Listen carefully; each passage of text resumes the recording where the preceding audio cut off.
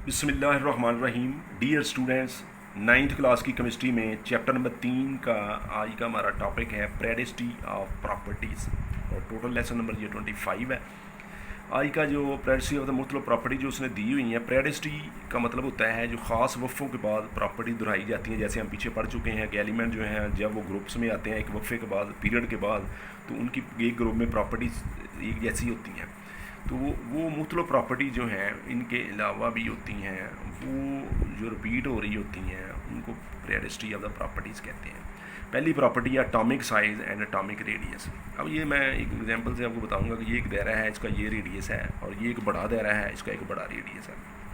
इससे ये चीज़ ज़ाहिर हुई कि जिसका रेडियस कम होगा उसका साइज़ भी कम होगा, और जिसका रेडियस ज़्यादा होगा उसका साइज़ भी ज़्यादा होगा। तो इसलिए एटॉमिक साइज़ और एटॉमिक रेडियस जो है वो जब एटॉमिक साइज़ की बात करते हैं तो हम एटॉमिक रेडियस की बात करते हैं। उसका बात एक ही है कि एटॉमिक रेडियस अगर बड़ा होगा तो एटॉमिक साइज़ भी बड़ा होगा।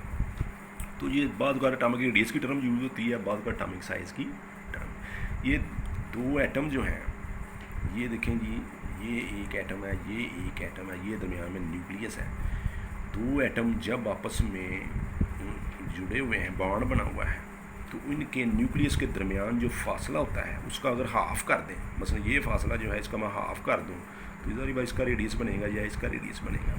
तो इसे हम कहते हैं हाफ ऑफ द डिस्टेंस है बिटवीन टू बॉन्डेड न्यूक्लियाई जो है ये एटॉमिक रेडियस होगा या एटॉमिक साइज से कहते हैं। कार्बन की अगर मिसाल लें, कार्बन टू कार्बन जो बॉन्ड होता है उसका दो न्यूक्लियस के दरमियान फासला होता है 154 पिकोमीटर, और इसका जब हाफ़ करेंगे ये आ जाएगा 77 पिकोमीटर। तो उसका रेडियस होगा कार्बन के एटम का 77 पिकोमीटर। ये बॉन्ड की शक्ल में इसलिए लेते हैं कि लहदा एटम जो है वो निकालने, उनको लहदा करना मुश्किल है, फिर साइज़ छोटा होता है, उनका एटॉमिक साइज़ नहीं मालूम कर सकते। तो इस तरह जब वो बॉन्ड की शक्ल में हो तो दोनों का डिफरेंस निकाल के ऑफ करके वो निकाल लेते हैं।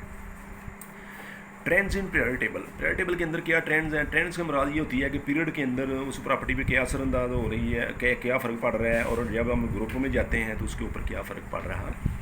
तो एटॉमिक साइज जो है ये पीरियड में जब हम लेफ़्ट टू राइट जाते हैं तो ये डिक्रीज़ होता है। उसकी वजह भी साहब बतानी होती है। दो वजूहत हैं। नंबर 1, इनका एटॉमिक नंबर बढ़ता जा रहा है, और शेल का नंबर नहीं बढ़ता, बल्कि एक ही शेल के अंदर एटॉमिक का नंबर जो है वो बढ़ता जा रहा है।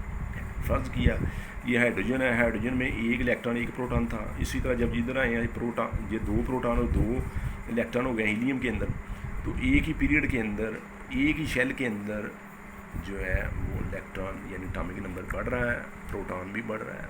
तो इससे क्या होता है, इफेक्टिव न्यूक्लियर चार्ज जो है वो बढ़ जाता है, जिसकी वजह से ये आपस में न्यूक्लियस के करीब आ जाते हैं शेल। एक प्रोटॉन एक इलेक्ट्रॉन को खींच रहा है, यहाँ दो प्रोटॉन दो इलेक्ट्रॉन को खींच रहा है, यहाँ फोर्स ज़्यादा है, इफेक्टिव न्यूक्लियर चार्ज ज़्यादा है, इसलिए इसका साइज़ कम होगा, इसका साइज़ बड़ा होगा।